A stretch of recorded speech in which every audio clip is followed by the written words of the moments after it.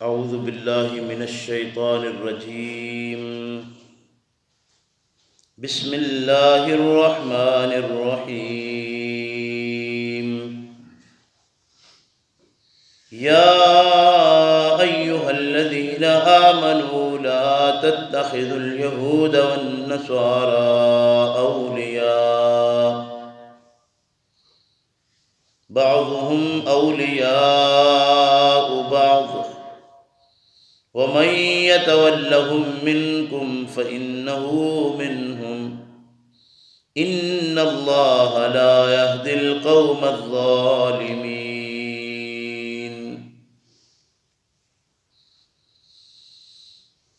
مسلمانوں، ایمان والوں،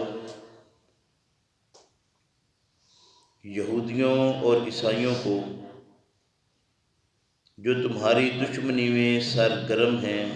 اپنا رفیق و مددگار نہ بناؤ۔ وہ ایک دوسرے کے مددگار ہیں اور تم میں سے جو کوئی انہیں رفیق اور مددگار بنائے گا تو وہ انہی میں سے سمجھا جائے گا، اور اللہ اس گروہ پر راہ نہیں کھولتا جو ظلم کرنے والا گروہ ہے۔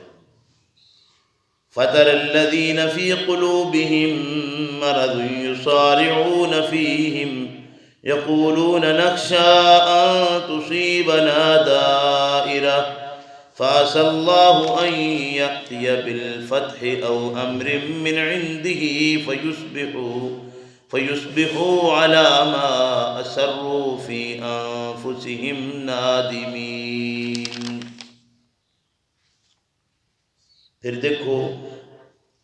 پھر تم دیکھو گے کہ جن کے دلوں میں نفاق کا روگ ہے وہ ان لوگوں کی طرف دوڑے جا رہے ہیں۔ وہ کہتے ہیں کہ ہم ڈرتے ہیں کہ کسی مصیبت کے پھیر میں نہ آ جائیں، تو وہ وقت دور نہیں جب اللہ تمہیں فتح دے گا یا اس کی طرف سے کوئی اور بات ظاہر ہو جائے گی،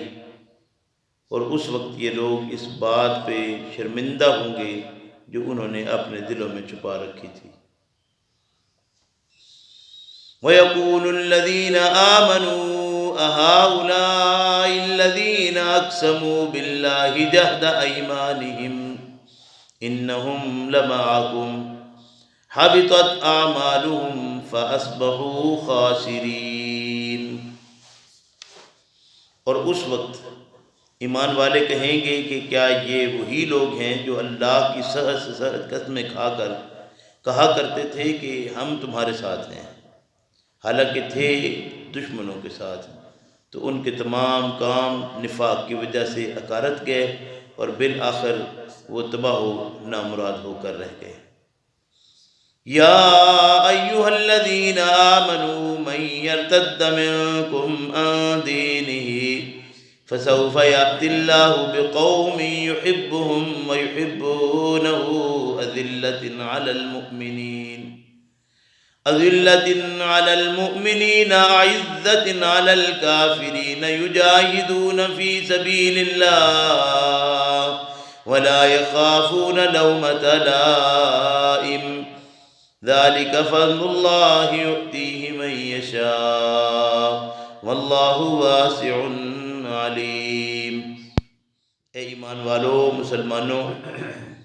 تم میں سے جو کوئی اپنے دین سے پھر جائے گا تو وہ یہ نہ سمجھے کہ اس کے پھر جانے سے دین حق کو کچھ نقصان پہنچے گا۔ قریب ہے کہ اللہ ایک ایسا گروہ پیدا کر دے جنہیں اللہ دوست رکھتا ہو اور وہ بھی اللہ کو دوست رکھنے والے ہوں، مومنوں کے مقابلہ میں نہایت نرم اور جھکے ہوئے، لیکن دشمنوں کے مقابلہ میں نہایت سخت، اللہ کی راہ میں جان لڑا دیں گے اور کسی ملامت کرنے والے کی ملامت سے نہیں ڈریں گے۔ یہ اللہ کا فضل ہے، جس گروہ کو چاہے عطا فرما دے، اور وہ بڑی ہی وسعت رکھنے والا، جاننے والا ہے۔ انما ولیکم اللہ ورسولہ والذین آمنوا الذین یقیمون الصلاة ویؤتون الزکاة وہم راکعون۔ تمہارا رفیق و مددگار اگر کوئی ہے تو اللہ ہے، اللہ کا رسول ہے، اور وہ لوگ ہیں جو ایمان والے ہیں، جن لوگوں کا شیوہ یہ ہے کہ نماز قائم رکھتے ہیں، زکوٰۃ ادا کرتے ہیں اور اللہ کے آگے جھکے ہوئے ہیں۔ وَمَن يَتَوَلَّ اللَّهَ وَرَسُولَهُ وَالَّذِينَ آمَنُوا فَإِنَّ حِزْبَ اللَّهِ هُمُ الْغَالِبُونَ۔ اور جس کسی نے اللہ کو، اس کے رسول کو اور ایمان والوں کو اپنا رفیق و مددگار بنایا تو بلا شبہ اللہ ہی کا گروہ، اللہ ہی کی جماعت وہ غالب رہنے والی جماعت ہے۔ یہ ایک رکوع کا ترجمہ جو ہے ہم نے پڑھا ہے۔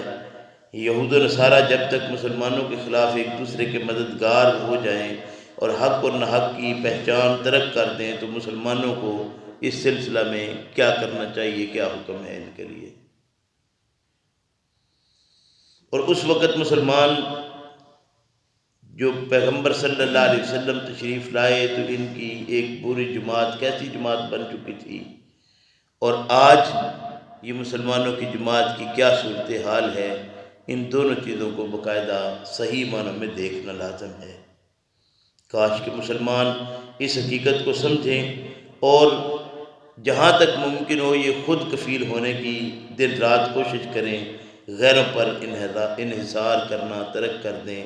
لیکن پوری قوم کا اس وقت مسلمان جہاں بھی ہیں، جس ملک کے اندر بھی ہیں، ان کا ٹوٹل انحصار انہی کفار، انہی یہود و نصارہ کے اوپر ہے۔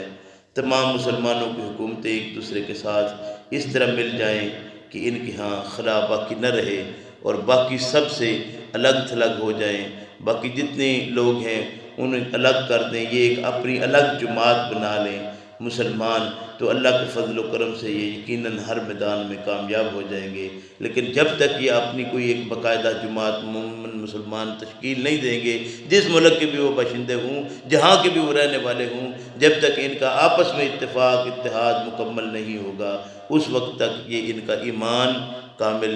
نہ ہو سکتا ہے، نہ ہی یہ دنیا کے اندر کامیابی کسی معاملے میں حاصل کر سکتے ہیں، اور نہ ہی آخرت ان کی کہیں کامیاب ہوگی۔ اللہ رب کریم ہم سب کو اس بات کی سمجھ عطا فرمائے کہ ہم اللہ کی کتاب کو اللہ کے پیغمبر صلی اللہ علیہ وسلم کے طریقے کے مطابق سمجھتے ہوئے زندگی کو پورا کریں۔ ربنا لا تزغ قلوبنا بعد إذ هديتنا